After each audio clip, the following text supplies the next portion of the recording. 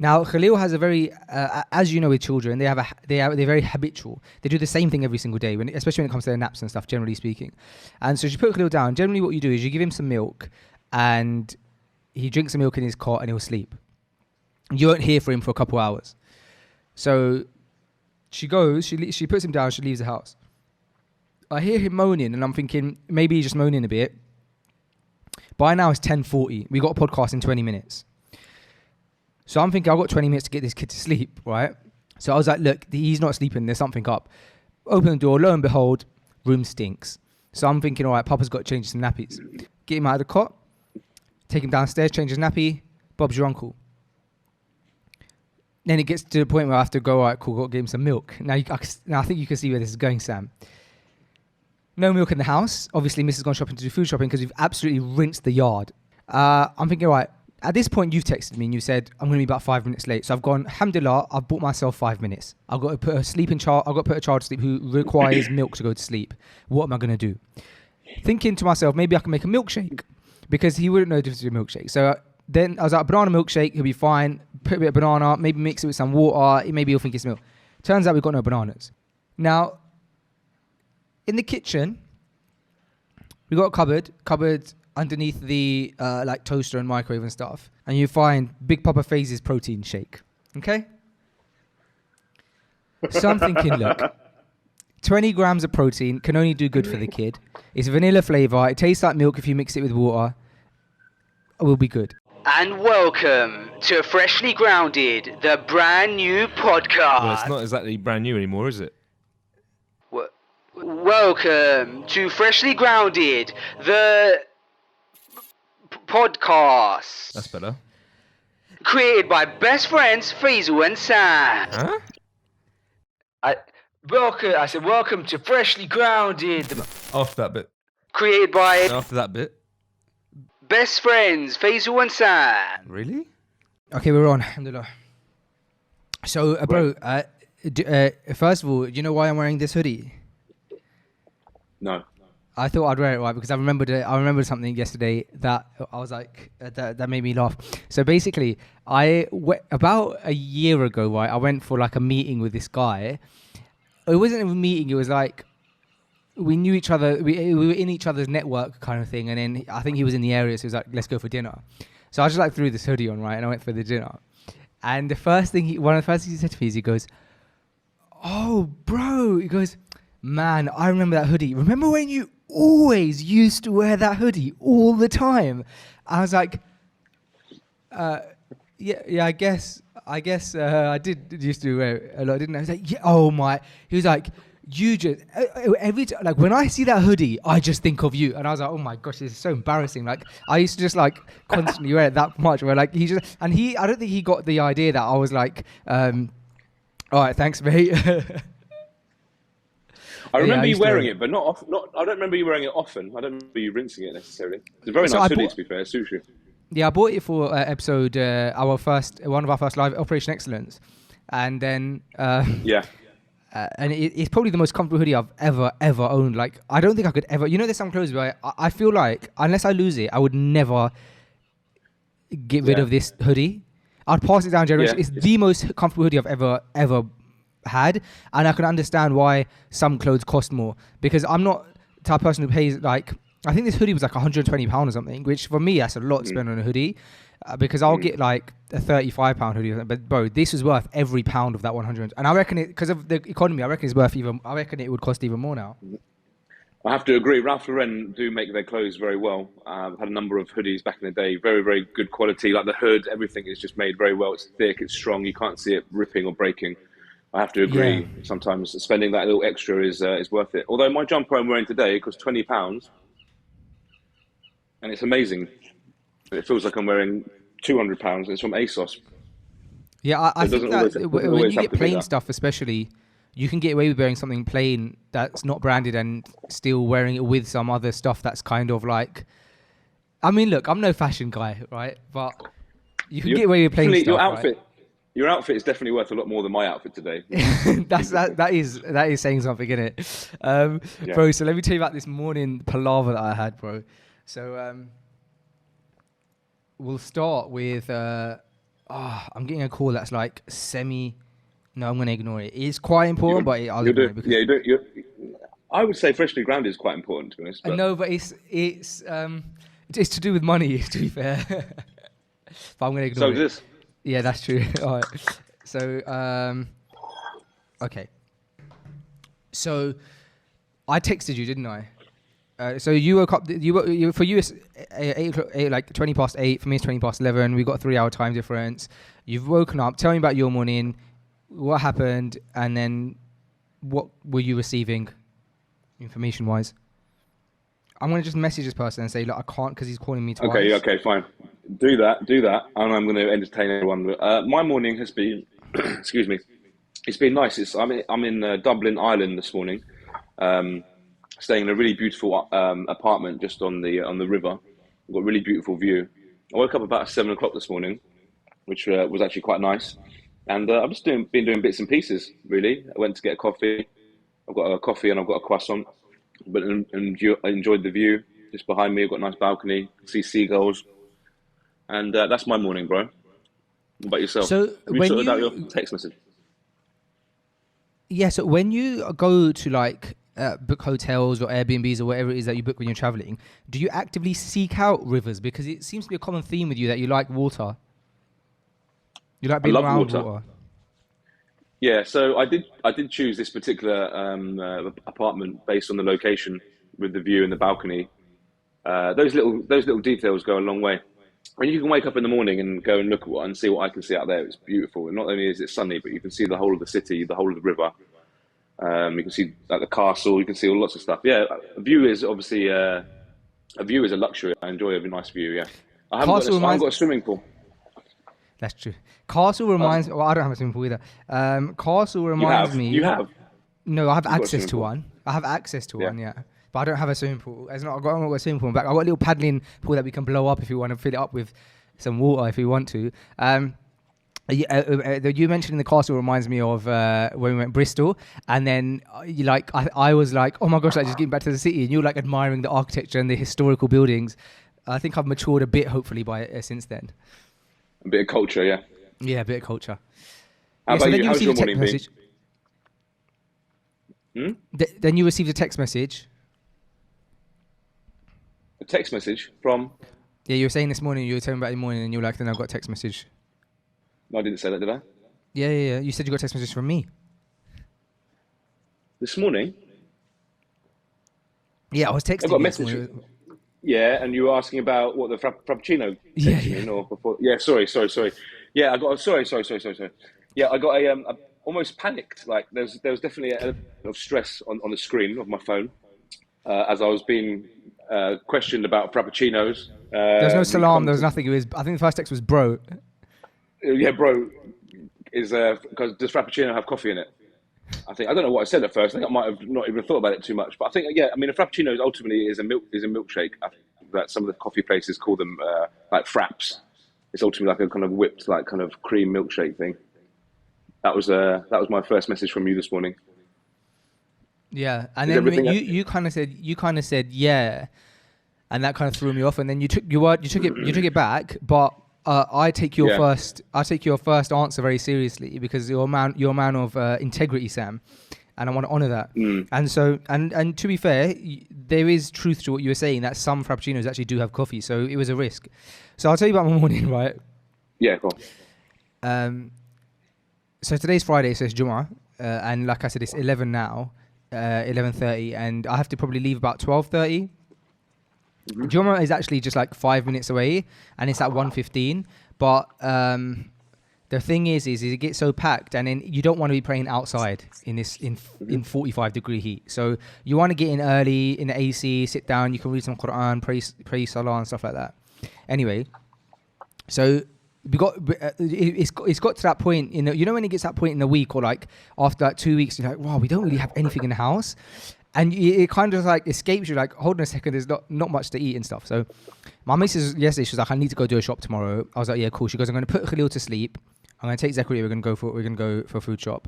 What time do you need to be out of the house for Jummah? I was at 12:30. Just be back for 12:30. All good. She's like, cool. I'll be back for 12:30. So this morning, obviously, 9 a.m. I start my work at my desk, knowing that I've got podcast at 11. About 10:30, 10:15, Mrs. comes in, goes, right, putting Khalil down now. And me and Zachary were going to head out. I said, cool. Now, Khalil has a very, as you know with children, they're very habitual. They do the same thing every single day, especially when it comes to their naps and stuff, generally speaking. And so she put Khalil down. Generally what you do is you give him some milk and he drinks the milk in his cot and he'll sleep. You won't hear from him for a couple hours. So she goes, she puts him down, she leaves the house. I hear him moaning and I'm thinking, maybe he's just moaning a bit. By now it's 10:40. We got a podcast in 20 minutes. So I'm thinking I've got 20 minutes to get this kid to sleep, right? And he's moaning a lot, so I thought something's up. Now, every now and again, if he hasn't done a number 2 in the morning, he might have done one in the cot, like in his nappy, and that's why he's not sleeping, so you kind of got to change him and then put him back. But when you put him back, you got to put him back with milk now, right? So I was like, look, he's not sleeping, there's something up. Open the door, lo and behold, room stinks. So I'm thinking, all right, Papa's got to change some nappies. No problem. Papa's changed nappies before. I'm not scared of changing a nappy here and there. Get him out of the cot, take him downstairs, change his nappy. Bob's your uncle. Then it gets to the point where I have to go, all right, cool, got to get him some milk. Now I think you can see where this is going, Sam. No milk in the house. Obviously, Mrs. gone shopping to do food shopping because we've absolutely rinsed the yard. We've rinsed it. We've got a bit of water. You can find some popcorn chicken in the freezer if you look deep enough. But generally speaking, there's not even bananas, right? So I'm thinking, all right, no problem. I'll give him some water in a milk bottle, and he'll probably he's so tired, he's already had milk, he'll probably just knock out. Go there, give him his water, go upstairs, give him water, put him down. Within seconds, he's crying. Baby wants milk. He knows the difference. He's old enough. He's about 1.5 years old. He could tell the difference between milk and water. So I'm thinking, right, now I've got a situation in my hand. It's about 10:50. At this point, you've texted me and you said, I'm going to be about 5 minutes late. So I've gone, alhamdulillah, I've bought myself 5 minutes. Mm-hmm. I've got 15 minutes now. I've got to put a child to sleep who requires milk to go to sleep. What am I going to do? Thinking to myself, maybe I can make a milkshake because he wouldn't know the difference between a milkshake. So then I was like, banana milkshake, he'll be fine. Put a bit of banana, maybe mix it with some water. Maybe he'll think it's milk. Turns out we've got no bananas. So then I'm thinking, right, next best thing I could do. Now, in the kitchen, we got a cupboard underneath the like toaster and microwave and stuff. In that cupboard, you'll find some snacks, you find some cereal, and you find Big Papa Fais's protein shake. Okay? So I'm thinking, look, 20 grams of protein can only do good for the kid. It's vanilla flavor. It tastes like milk if you mix it with water. It will be good. And then I thought, I can't do it. I don't know if that's actually legal. And so I put that thought to the side. It was a thought. It came in my head. I let it go out within 15 seconds. All right. I did consider it. At this point, I come upstairs. There's 10 minutes left. I've got crying baby. I have to shoot a podcast with you today because we've got to put it out today.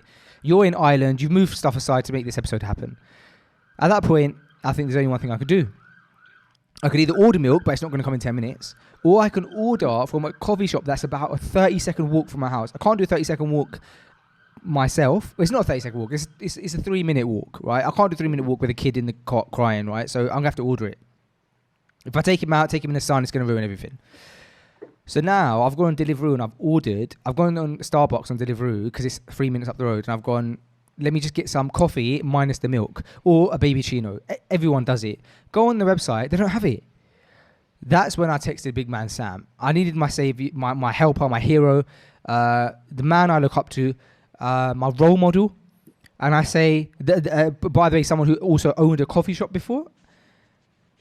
And I humble myself and I say, Sam, does a Frappuccino have coffee? Because the closest thing I see was a vanilla Frappuccino.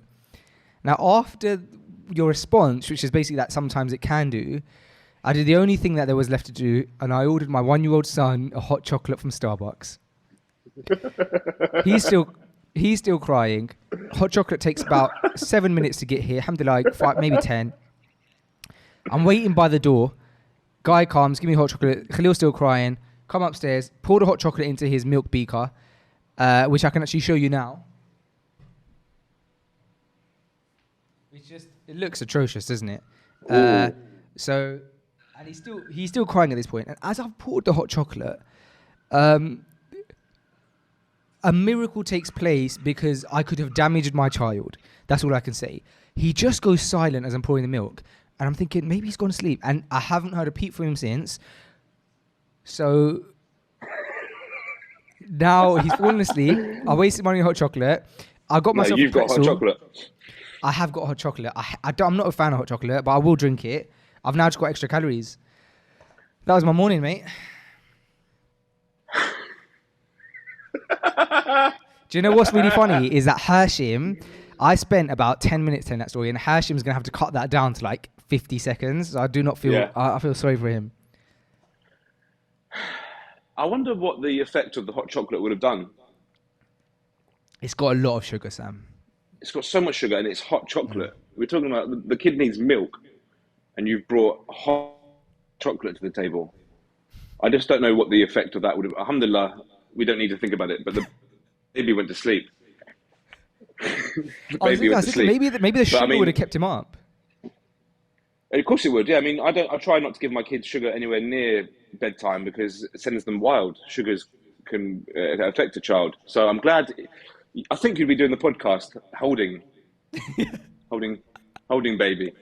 First and foremost, I'm really happy that you didn't give your almost 2-year-old your protein. I think that's probably the best thing that's happened here. That didn't happen because that's a horrible thought. I really wouldn't have liked to have seen. I don't know, like you just giving your baby the protein for his nap. I don't know. I'm not sure about that. So alhamdulillah, that didn't happen. The hot chocolate, I don't think, was a great idea. You came at me very early in the morning, no context to the situation. Bro, does a Frappuccino have coffee in it? Quickly answered, because I could see that you were a bit stressed, saying, I think I said maybe or yes, maybe. No, you said then yes. You could tell I was in panic.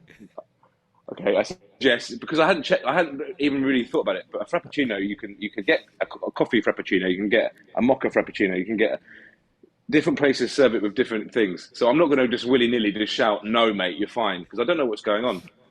So I thought about it for a little bit and then came back to you saying, usually they ask you if you want coffee added to it. And I think I might have even voice noted you, and I think you'd obviously made the decision by then. But yeah, I mean, I'm really happy that he went to sleep by himself. And that's all I can really say.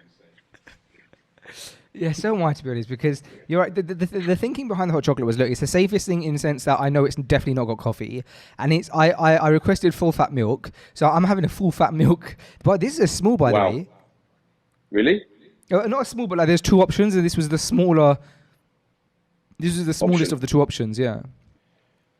Are you going to drink it? I'm sipping. Half of it's in the bottle, obviously. I'm not going to just get a baby bottle. I'm a man of honor, hopefully. But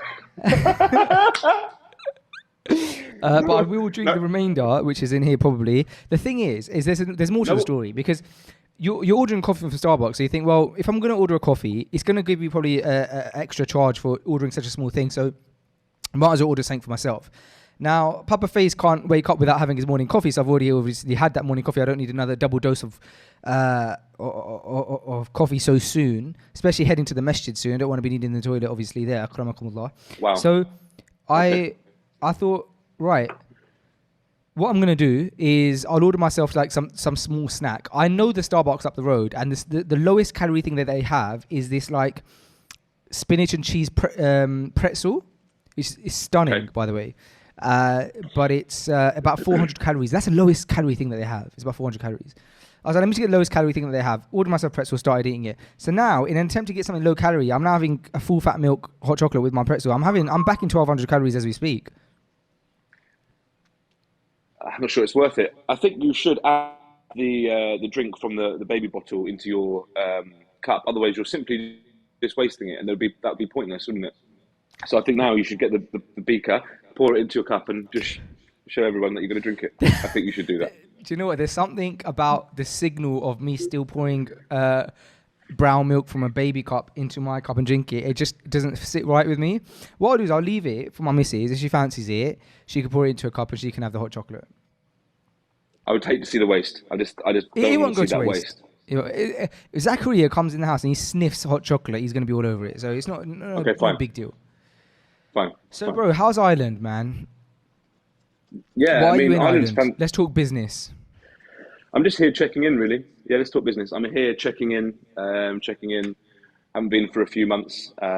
We recently opened our 5th shop here, so I haven't seen it completely finished. So come back and do a few bits. Just spending a lot of time with Glenn. Went out with all the managers last night for a meeting / meal. Yeah, just connecting with everyone, really. Some big plans here for next year. Lots of big exciting things going on. So yeah, just really spending time with the senior staff and Glenn, and just planning for next year, really. But it's been very nice. I often come over to Dublin. Obviously, we've got a massive team over here. So there's a big community of Menspire here, which is great. Glenn's recently just had a young baby, which is the most exciting thing. So it's been very nice to meet Glenn's new boy. Alhamdulillah, which has been really nice. So yeah, just checking in, really, spending some time in Dublin before next year. It's been nice. That's lovely, man. I think like when you're connecting with your staff, your managers on a personal level as well, there's like ample benefit in that, because you're humanizing the person and not just like seeing them as like a machine that's like just opening up more stores for you. So I feel like your staff like probably really appreciate that more than you know, actually, especially like visiting them. It's not easy for you to go and visit with your own family at home and stuff like that, and you've got your kids and the school started again and all that kind of stuff. So sure, I mean, I definitely see this like sacrifices time as very beneficial. And I get that kind of feedback. One of the guys yesterday said how much he appreciates it and stuff. So I definitely, I love checking in with my staff and spending like just social time. It doesn't even have to be talking about work, but social time with staff. I think it goes a long, long way.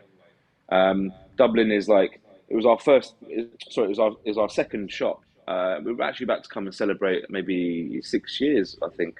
So we've been doing business in Dublin for a long time. There are shops alongside, and so it's always somewhere that I love coming. It's like a second home to me. Been coming for such a long time, and just I love the people here, really. It's just a nice place just to spend a couple of days and like I said, just connect with everyone. Everyone over here is on another level. They're all so passionate and driven. They've all got big goals. Not to say that my guys in the UK aren't, but what Glenn has created here as a culture is incredible, really. They're all on the hunt of success, really. They're all looking to develop themselves. They're all on their own sort of personal mission of self-development. They all do a lot of staff education. They all, as a family, like work really well together. So it's amazing what Glenn's built here and what we've built here. With just an incredible team of amazing guys, really. It's a big blessing. So just lovely just to spend time with everyone, from the new staff that have just joined us from out of the academy to the senior staff that have been with us since day one. I get a lot of benefit from just connecting with these people. Ultimately, these are the people that I'm doing business with for the next couple of years. So I think any time spent is beneficial.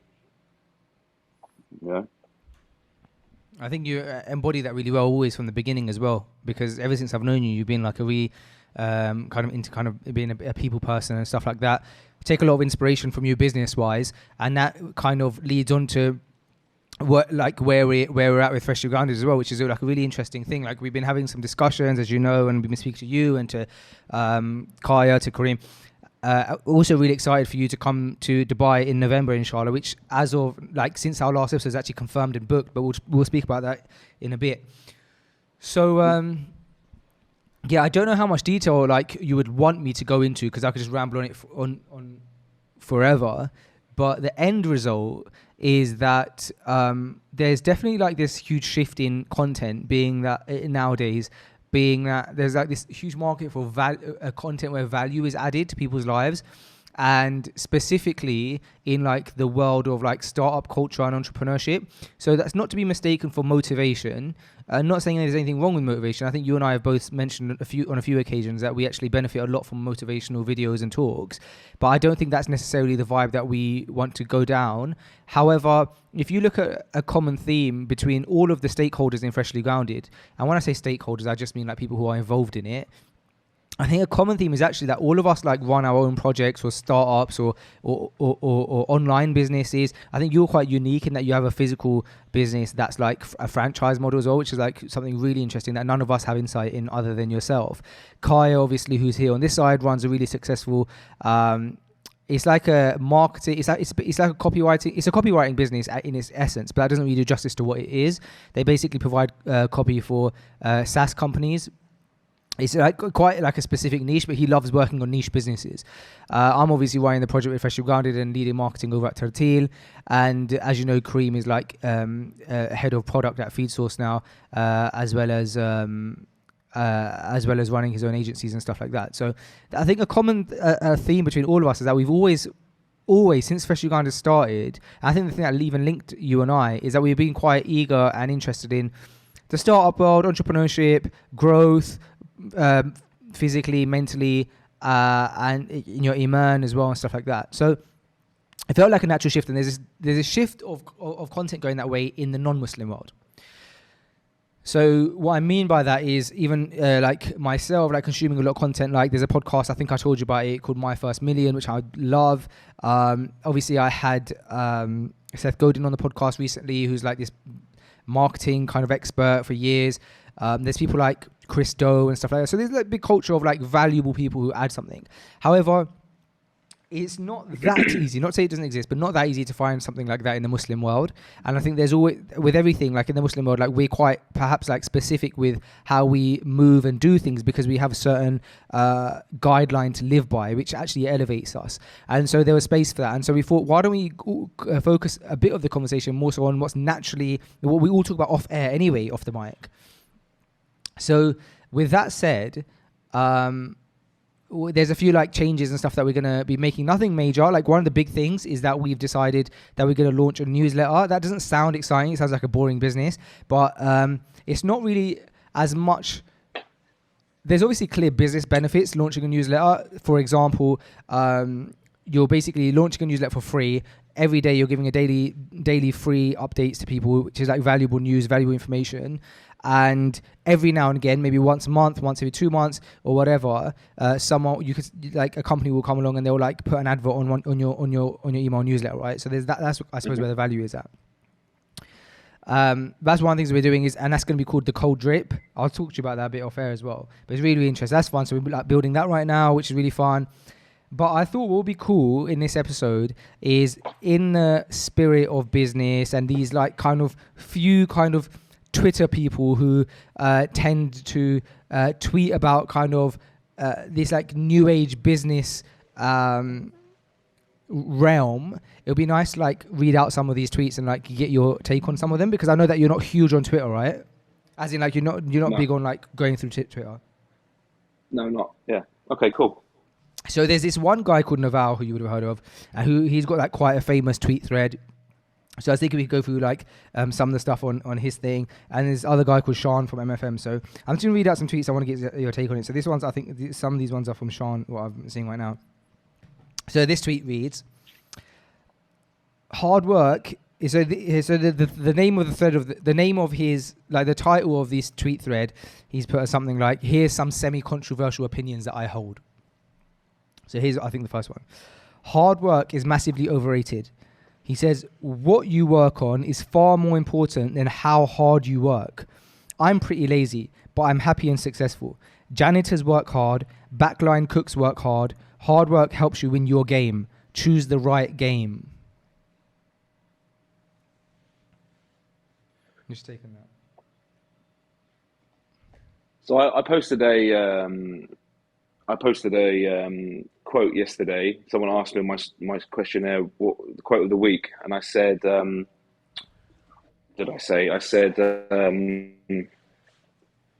focus on being productive rather than busy.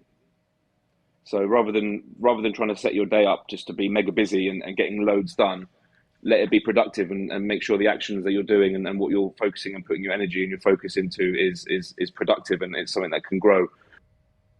So I had this discussion last night at the managers meeting about, ultimately as a barber, it's very interesting. Like, you can make very, very good money as a barber or hairdresser, but you have to kind of put a lot of the work in. You're standing behind the chair and you've got to do the real hard work. And it's the conversation about how you can still do well for being a barber without having to do all the hard work, i.e. open a barbershop, create a team. And you see a lot of people in society and in the world who work very, very, very hard, but they're not extremely successful in the sense of like financially being free or anything like that. They just have a job and they work very, very hard, and they get paid a wage for it, and that's fine. So I don't think it kind of shows you that hard work equals massive success financially. I think it needs to be smart work alongside hard work. I remember Josh even introducing the quote to me, obviously, work smart, not hard, which I think at the time I might have taken too far in the sense of like, I don't want to work hard now, I want to work smart. I think you really have to work extremely hard with whatever you do, but you have to really make the smart decisions and understand what you're putting your time into.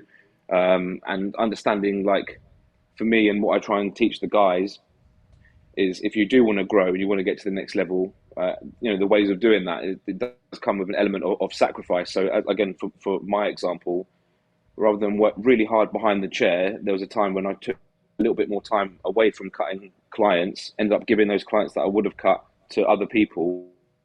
So I very much felt a sacrifice and a loss of wealth, but I knew what I was focusing on was going to compensate for all that, because I was working on something which would basically enable me to stand away from the chair even more so. So I think it's an element of hard work and smart work equals the success. I think, the most important thing is understanding what you're putting your time into, and obviously have the intention to work hard with whatever you're doing. But again, at the forefront, work smart with it and make sure the decisions you're making are the right ones, basically, would be my kind of take on what I heard from you there. Yeah, I think that you basically agreed with everything that he said. I really like that quote as well. Like, I think my favorite part of it is when he says, hard work helps you win your game, choose the right game. So he's not like discontinuing hard work. And I think you were doing the same thing. Sure. It's not to say don't work hard, but you could work hard at the wrong thing. Yeah. And yeah. So it's interesting. Okay, next one. I love this one, man. I think you like this. Most people, quote marks, do what most people do. This is a huge mistake. In the US, 50% of marriages end in divorce or separation. 60% of the population is obese or overweight. 70% have less than $1,000 in savings. What most people do isn't working. I'm all for that, and I've always been all for that. I've always been all for that since I was a young kid to now. Avoiding the general mass crowd and what that mindset is, and figuring that out, and definitely not just taking from people around you, assuming that's the right thing to do. Kind of figuring out for yourself a little bit. I'm all for that. And I've been true to that since being very young. When I've definitely always kind of felt a little bit different, and I've got a different mindset to the people around me. And not to say that it was a better mindset, but just thinking differently and feeling differently about things. And I'm all for that quote. Yeah, 100%. Yeah, I think that something that benefited me was like reflect. So I had this mentality that has now changed. I very recently had this mentality where I would look at people who are bigger and better than where I am right now, or where Freshly Grounded is right now, or any of my projects are right now, and I would say, okay, well, they're doing it this way, so it's fine to do it this way. And then I realized that that's such a wrong way to look at it. And what made me realize it is when they change what they're doing. And I'm like, so if you're following someone because of what they're doing and you think they're supposed to do something successfully, and then they change it, then you're like, oh, snap. So even they wasn't even really on that. And so I'll give you a practical example, right? So when we was in the UK, we had like a dedicated studio for Freshly Grounded. We do kind of here, but it's obviously it's like kind of like an extension of my house, and so I don't want to be settled in that, right? Like, I think like it's a good idea to get our own studio. I do believe that now.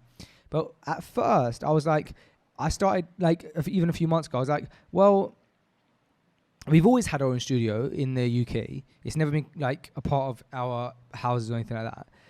But like the biggest podcast in the UK, slowly getting to the biggest podcast in the world, is becoming Stephen Bartlett's Diary of a CEO.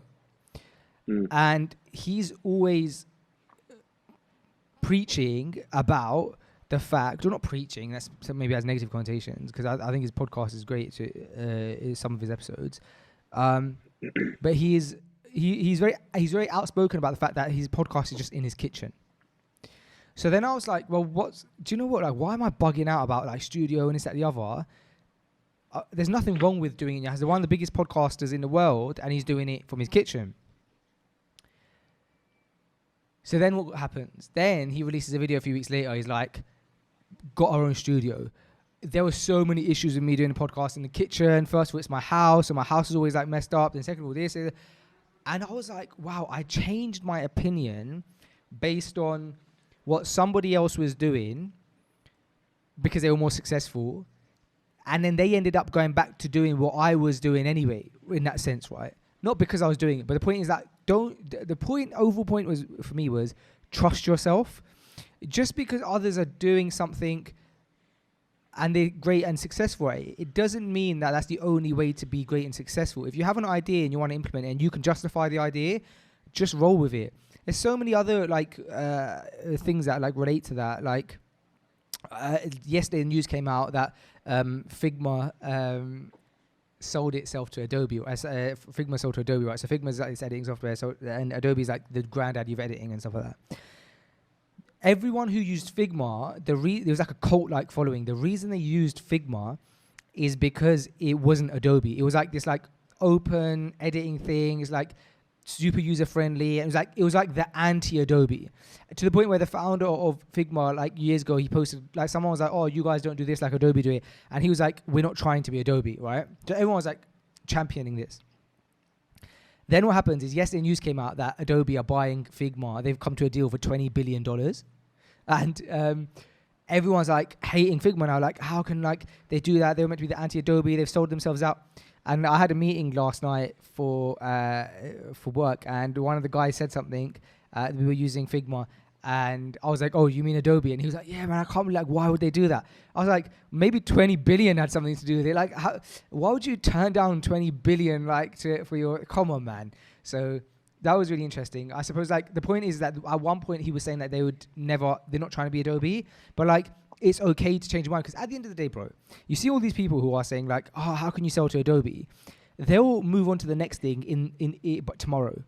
And if you listen to them, you're going to be $20 billion down because you went, oh, now my man's getting on with his life because he's got his own kids to feed. You can't constantly think about, oh, but I said this.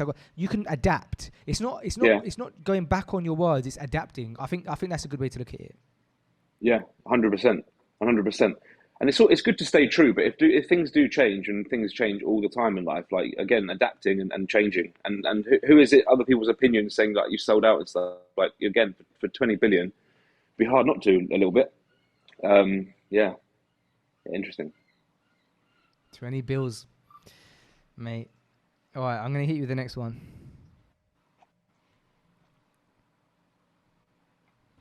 If my phone unlocks. Becoming a billionaire is a silly goal. They just give the money away anyways. Instead, be a help billionaire. Help 1 billion people, or a time billionaire. Have complete freedom of your schedule to invest billions of minutes into projects that you care about.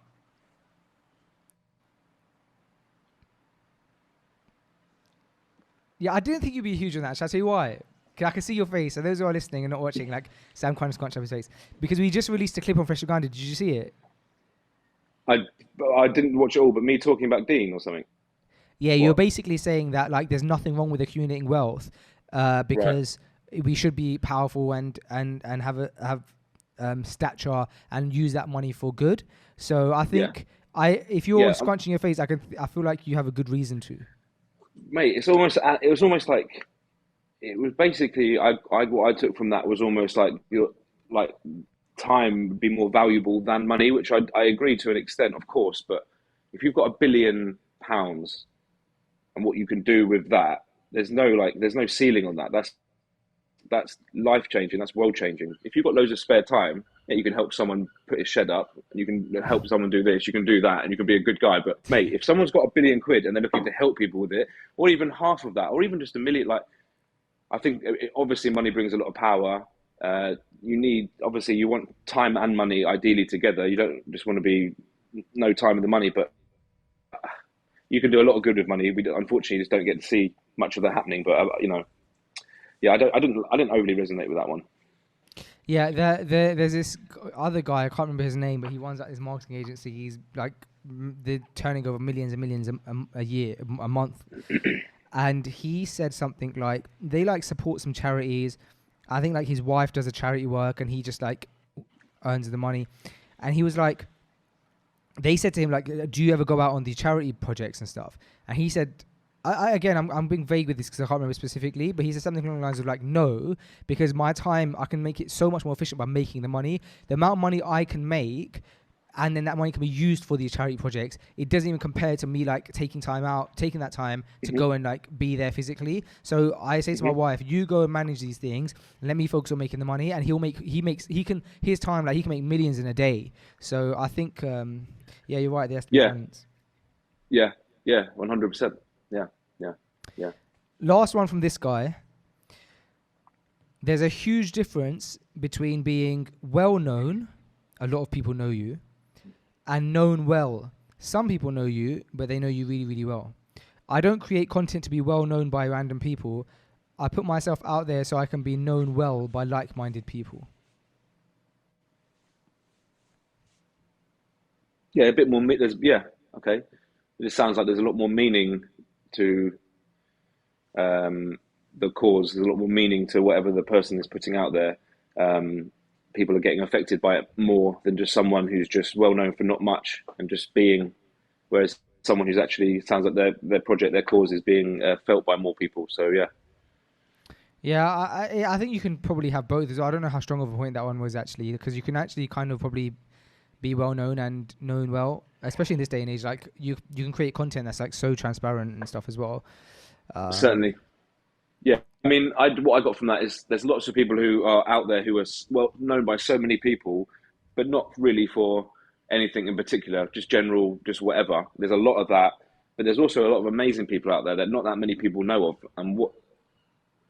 and obviously maybe providing more value, more benefit, but less people know about them. But the people that do are really kind of like connected to it.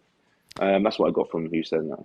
You know what? On the topic of being known, actually, I put out an email to like over 5,000 people 2 days ago, and the email read something like, "This was Kareem's thinking, right? But it was great, and I'm really grateful we did it." And the email basically said, "Assalamu alaikum," it was to our listeners, and it said, I want to get better at listening. You guys have probably listened to me way more in the past few years than I have listened to you. And so I'm going to read. So just reply to this email and I'll be reading. That's literally all the email said. And I haven't obviously got around to reading all the responses, but I've like looked at a few so far.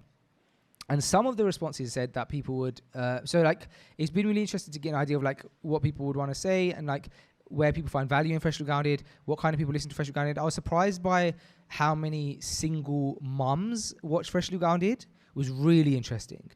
And they would just mess about like, hey, like I'm a single mom, I've got like a teenage son. And if someone was like, I've got a teenage son and like I just wanted to get an idea of like what young people what young men are like thinking like and stuff nowadays, so I can relate to my son better. Like I was like, wow, like can you ever imagine, bro, that you have that responsibility while you're doing the podcast, that like somebody's kind of relying on you to understand like the mindset so that they can better raise their child? That's a deep one, isn't it? Yeah. So anyway, I was reading some of these responses. Yeah. And some of them said that they would like to see more content in Dubai. Actually, you said this to me actually as well. I did, yeah. They'd like to see more content in Dubai, like maybe like for me to do vlogs and stuff like that. And so the thought came into my head today, this morning, just for a second, and then I like shook myself out of it, right? The thought came to my head, I was like, well, if I was to like vlog my time in Dubai, would I enjoy it? Yes. The answer is yes, I would enjoy it. Would I enjoy creating it? Do I have the time for it? That's a different question. I think you can make time for what you want to do. Right now, I feel like I wouldn't have the time for it, but let's assume I would have the time for it. Would I enjoy it? Yes. Do I feel like I can showcase like some fun stuff, some cool stuff? Yes. The atmosphere outside, the lighting just because of the sun, you know, what's going on is amazing, bro. It's like it's great. It's like a beautiful backdrop all the time. Yeah. And then what I'm doing here, building my studio, I'm still building parts of it, showing like the growth of the studio and stuff like that. That's like cool stuff I can show. So, but then I was thinking like one big element of like that is be hard to avoid is like my kids, right? Because I'm building things around my kids, and like we just had this situation where Khalil might wake up, and so I was thinking, look, maybe it's fine to have my kids in it. And I've been talking about this a few times where I've kind of said that I'm neither anti having your kids on camera and I'm neither pro having your kids on camera. I'm kind of like, if people do it, I'm not going to be judgy. And if people don't do it, I can completely understand the reasons why. And that's currently the boat that I'm on, right? But I wouldn't ever, like, because you couldn't say it's haram, right? Like, it's just like you're showing kids, like, there's obviously like implications. So I was like, maybe I'll do it, and who cares what people say? Like, I'm sure there'll be one or two brothers I can think of that will message me like, bro, why are you putting your kids on camera? And do I have an answer for them? Yeah, like, I know I'm not doing anything like that's impermissible. I'm showing the identity of my children, right? But I was like, if I'm going to do it, maybe that's one way of doing it. And then the thought left my head again. And the reason it left my head again was because there's two things that I remember. I know some people who like are okay with showing their kids on camera, which is fine, but I've seen some of the messages that they've got from some really evil people, and I wouldn't be able to handle those messages about my kids. And those messages, like, for example, even if you look at, Sunny Araf, yeah, who we had on the podcast before. Bro, the battery is running low on my Mac. I completely forgot that. I'm not putting it on charge, but I'll go grab the charger in a second. So Sunny, bro, his daughter, may Allah give her Jannah, she passed away when she was 5 years old. Imagine going through that as a dad. And bro, he showcased some of the messages that he's got in the past from some people. And it's disgusting, bro. And there's evil people in this world. And they will say something to get your attention. And if I got a message like that about my kids, it would break me. If someone says something that is unimaginable about my children, I couldn't handle it. And so that's why I was like, that's the one reason I probably wouldn't do it. Because even if someone was like, oh, like, Zachariah, like, XYZ, like, looks like he hasn't, like, blah, blah, blah, or needs a haircut even, I'll be like, wasting my goodness. But it's way worse when it's like the kind of stuff that they've got. Like, bro, people commenting about his 5-year-old child who passed away saying the most disgusting things, bro. Like, nah, man, I can't. I don't have the thick skin for that. All right, so for those listening, we just basically paused the episode so that I could get the charger. Now, the plugs are underneath the shelf that was just here. And I'll plug the plug in, I lift my head, I'll bang my head against the shelf, and everything the whole shelf broke, everything's dropped, and the only freshly ground mug that we have, is now chipped. Oh my gosh. You can't, there you can see. Put up sale. Oh, bro, the whole shelf. I missed it, but I hope you're all right. I missed it. You seem flustered. Oh yeah, my head's hurting. I banged your head, yeah. Oh, everything. Will you keep dropped. it in the podcast? It wasn't recording. Yeah, otherwise wasn't it? Probably. Alhamdulillah. It's just gonna look so uneven. I'm gonna have to get it fixed before next week. Yeah, you'll be all right. I don't have any tools here. Don't worry about it. Don't think about it now. Yeah. So anyway, we were talking about serious topics. So I'll grab your thoughts. Yeah, I don't want to put my children on social media. It's full of weirdos and wackos, to be honest. It really is. Like, there's a lot of amazing things that happen here on social media. I respect social media. I use it as my marketing tool, but it's full of very strange, negative people. And I'd hate to expose my beautiful children like that. Like, for me anyway, like, other people different, no problem. But me, I'm just knowing who's out there, who's watching. Don't want to put my most precious items like online. That might change over the course of time. Who knows what the future holds? But I try and feature them on my social media because they're obviously it's a massive part of my life. But I don't put the faces on. And I just know what's out there. I just wouldn't want to like I said, expose my most precious items, including my missus, on social media for people to see. And I couldn't. When you said about you couldn't accept those kind of comments, I wouldn't even put myself in the situation where I would allow someone to comment on my children. Exactly. Yeah. So I'll count me out of that. But yeah, no judgment. I see people do it all the time, and it's lovely. I love seeing. I love it. It's all good. But for me, for what my experiences, not that I've had weird experiences, but I just know there's like strange people and there's lots of eyes on you, I just think it's not even worth the risk, even if it's just like someone looking on a screen. Like, but I'd rather not. That's my stance. Yeah, agreed. Shall we read the next one? Oh no, actually, let's that conversation actually falls perfectly. It leads on to the talk of Dubai actually, because creating content and stuff. You were saying like we kind of had a conversation. You said it'd be nice to create some content out here, like other than what we had already got planned. Okay, so the announcement is that alhamdulillah, Sam, it's all sorted, it's all booked. Sam's coming to Dubai inshallah in November, and we're going to shoot episode 300. How we're going to shoot episode 300 currently, we don't know. If you're listening to this and you have some ability to help us, do let us know, because currently there's no idea. The original idea was shoot it in the desert. That might be a bit difficult to get done, although we will still try. Otherwise, like, it'll be nice to do episode 300 something special for it. So if you've got any ideas, if you own any locations, if you have the ability to make pieces move, do let us know. It'll be nice to shoot episode 300 in a special way. Otherwise, it'll be lovely that you and I are in the same place together, but it would be nice to do something special. But outside of that, how do you feel about coming down? And the last time we came to Dubai together, it was freshly grounded, and it seems like a beautiful thing that keeps bringing us here. Yeah, so firstly, you mentioned about the people giving you emails about Dubai. I think everyone knows that you're in Dubai now. I have people who ask me all the time, how's Faisal getting on in Dubai, which is nice. We can see you're in Dubai, you mention it, but no one's really seen you in Dubai. There was a couple of scooter videos when you first got there, but no one's really seen you in Dubai. I think it would be lovely to just, the fact you're in Dubai, just see you in Dubai a bit more. So if I can come over and we can collectively do that and just, I don't know. I want to see you, I want to see us in Dubai. Those vlogs that we did all those years ago, from remember when you were calling up the Burger King or whatever from across the road from the hotel, and they wouldn't serve you, and then you had to go down there. Just like there's loads of funny stuff. I'd love to recreate some filming. Or when we tried to get your phone screen fixed, and we were trying to barter a good price.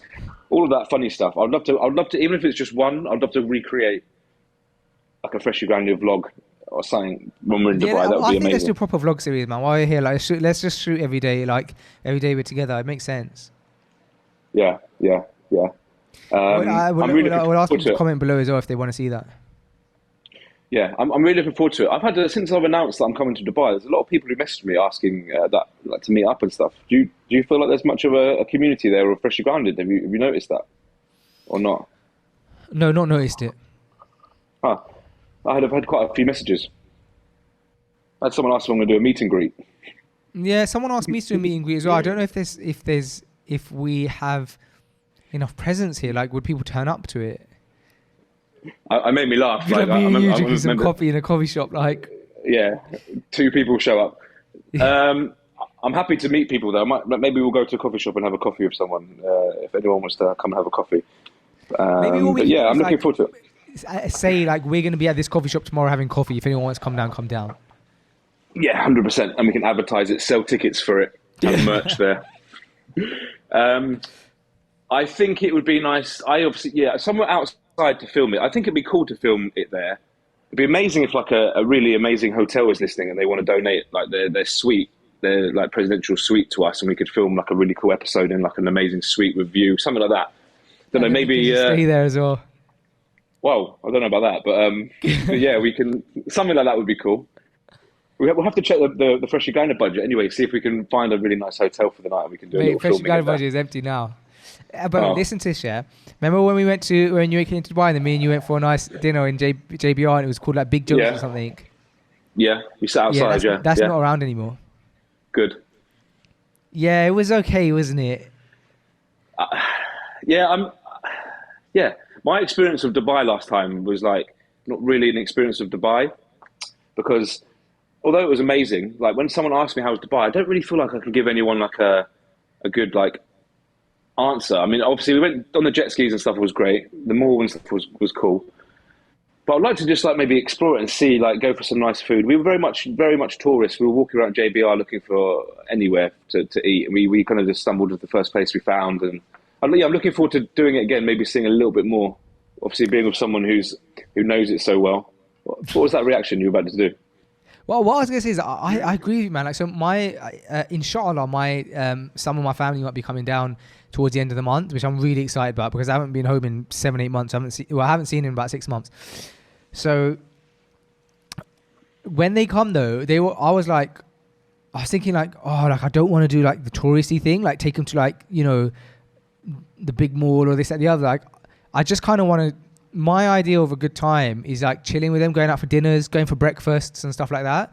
And so it was really nice because then I spoke to my sister, and she was like, "Look, I don't want to do that touristy thing. I just want to come chill at yours, and like we can go out, like we can go walk around the mall if you want something like that." I was like, "Yes, like that's so nice because it'd be nice to do the same thing with you. Like the area that you're going to be staying in is the area that I'm living in, and it's like." It's just really nice, Allahumma barik, for like the non-touristy side, which is lovely and beautiful, and there's you know where you're going to be staying. You got a supermarket underneath. You got a pool in your building, and just like you'll get to enjoy it, I think. From a living perspective, like there's a masjid like 5-minute walk. Like we go masjid 5 times a day, inshallah. Like the way I go to the masjid, I'm going to pass your building. So like I could like just tell you that I'm outside. You can just like come out. We can walk nice. to the mosque in nice heat. There's the best coffee that I've tasted here is in this area. And we'll get it every single day. We'll go every single day for that coffee. I think I have that coffee every day. It's specialty coffee. They roast the beans themselves. It's their own beans, and it's just phenomenal, bro. You'll love it. So I think there's like that side of it is nicer as well. Like you almost kind of experience living there for a week, or as opposed to visiting. And it's like, okay, 6 o'clock we gotta go to this museum, and then we're gonna be this, and then we'll go try this meal. Like it's too much. Okay, cool. I'm there for a week, so we just want to experience a little bit, feel a little bit, no, swim a Sam, little bit. no joking. I'm gonna take you to some nice places. Bro. I'm gonna take you to a nice sushi spot. Okay. You like sushi, don't you? Yeah. Yeah, I'm going to take you to a nice sushi spot. I'm going to take you to the best gelato you'll ever have in the Middle East. I'm going to take some great breakfast places with pancakes, chicken and waffles, all that kind of stuff. Specialty coffee places. What's that egg place? We'll eat good, but activity-wise, I'm not like a person who like, oh, let's go ice skating. I don't think you're like that, right? I definitely don't want to come to Dubai to go ice skating. I'm not interested in that. I'd love to jump on a jet ski. Just putting it out there. I know you don't love things like that, but it'd be nice to go on a little jet. Other than that, I'm easy. Maybe a bungee jump somewhere. You're not on getting jet skis. No, we can't. We got jet skis last. First of all, I'm sure there's going to be days where you're not going to want to see me, right? Like you're here for a week. So, yeah. Are you coming with anyone? No. So that's definite now.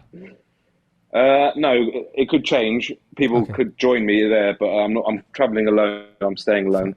I'm leaving alone. Oh, you'll have a 2-bedroom apartment to yourself. Is it?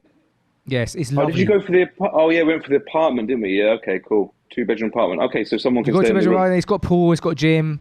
Like I said, you got the supermarket downstairs. You got the coffee shops and stuff. Like it's the kind of place where you can just like at night time when you buy, so you just go downstairs and you got everything around you, walking distance. You don't have to get no cabs anywhere. The supermarket thing doesn't sound that attractive when you say it. Yeah, I don't know why I keep saying that. You said it twice now. I don't care. I don't care about being anywhere near a supermarket. I don't plan on getting groceries. I think what I meant is it's convenient. Like you want to pop downstairs, grab a drink or something. Yeah, I'll get room service. Oh no, I haven't got an apartment, but yeah, that's fine. I'm glad you got me a supermarket. I'm really grateful. Thank you. Yeah, no, good. And it's convenient for Freshly Grounded, which is the main reason you're here. So you can come to studio. Of course. Sorry, yeah, of course. That's the main thing. Yeah, forget. Just remember that's why you're here. Yeah, don't worry. You've got me under your thumb. I'm going to come and work for you very hard. No problem at all. Yeah, I'm looking forward to it, man. I'm really looking forward to it, inshallah. It'll be nice to see you. As well. Nice to episode 300. Yeah. And I think it'll be nice to just like chill out. I've got loads of like nice places I want to take you, obviously, because I know what you're like. So I'll take you to the Palm. We'll go to a nice mall there as well, because I know what you're like. So what does that mean? I'll try find some nice like, I don't know, gold carrot cake or something like that. I know what you're like. Maybe we could get like, I'll try to find some designer shops. I haven't been to them myself, but they do exist here, so we'll try them out. Okay, Mr. Ralph Lauren, Mr. Polo Ralph Lauren sitting there with your big jumper on. Thank you. Yeah, it'd be nice, man. Inshallah. So that's Yeah, gonna it'd be be that's gonna, before you know it, it's gonna be there. We're gonna be in October in 2 weeks, and then Yeah. you're gonna be. Yeah. Is it early? No, in mid-November, inshallah. Yeah. Yeah. Nice. So we need to get some ideas for episode 300. Basically, we need ideas and a location. Yes. If anyone can help us with that, that'd be great. Yeah. Right. What's your plans for the island? What's your rest of your island plans, and when are you going back home? So I'm going home. My flight is at 6 o'clock this evening. I'm getting picked up at 10 o'clock. It's 9:15 currently. So I'm going to just get myself cleaned up and ready to leave the apartment. And I'm basically visiting 3 different shops and again going for another lunch meeting. And then I'll be coming home. I'm back home for, I'm getting home on obviously this evening. And then I've got a couple of haircuts tomorrow morning in the salon. Then I'm flying to Amsterdam Sunday morning, opening a new shop in Amsterdam, which is really exciting. Wow, mashallah. So I'm there for 2 days. And lots of the team and stuff are going over there for that. Owen is now left St Albans, is now in Amsterdam, so which is a massive change for us. Yeah, so big changes are happening, and yeah, it's good going with it. How come he's gone to Amsterdam? He just fancied a change. He just wants. He's been with us in St Albans for 4 years. He wants a change. He wants a new challenge. We need a role like that for out in Amsterdam. Obviously, we've got 4 shops now, so a lot's going on. A big team. We need someone at his kind of level to be able to help out a little. So the plan is to do a couple of years in Amsterdam and then back home to Belfast to open his own salon. Is the loose plan. But it's although I'm very happy for him, and obviously he's still very much Menspire. Of course, he obviously was my right hand man in the shop for a long time. 4 years or so, and he's been a huge, massive help and value and aid to me. So the fact that he's gone now is definitely a sad thought, but I'm very, very excited for him, very happy for him, and it's a good opportunity for someone else to come and fill his spot in St Albans and take that kind of role and responsibility. So it's all growth, it's all good, alhamdulillah. It's exciting, but big changes. Nice. Big changes. I'm happy to hear, man. I love Owen, so I'm happy to hear that. Yeah. When you come to Dubai, are you gonna cut my hair, or is that definite no? No. Is it definite no? Okay, that's nice. I probably wouldn't bring my tools now. What's that? I probably wouldn't bring my tools. I probably wouldn't bring. We'll talk about it off air. Yeah, but I mean, maybe you could just we can arrange some basic tools, and maybe you could at least give me a haircut. You've got a new barber, which you told me is better than me, so that's fine. You continue. Didn't say that. What? But I've got that because remember you gave me the. Yeah, maybe I'll give you a shape up. I'll bring shape up stuff. Stuff. Whether we get a full skin fade, I'm not sure. We'll see. We'll talk off air. You can bring the magic clip and the Babyliss. Nice, good knowledge. Very good knowledge. Well done. You've been listening. Thank you. All right. Thank you, guys. We'll check the budget and we'll see if we can accommodate that. Okay. Okay. All right, guys. Thanks so much for listening to this week's episode of Freshly Grounded. We now no longer have a shelf. Alhamdulillah is what it is. We'll have to try and get that fixed. Assalamu alaikum. Salam.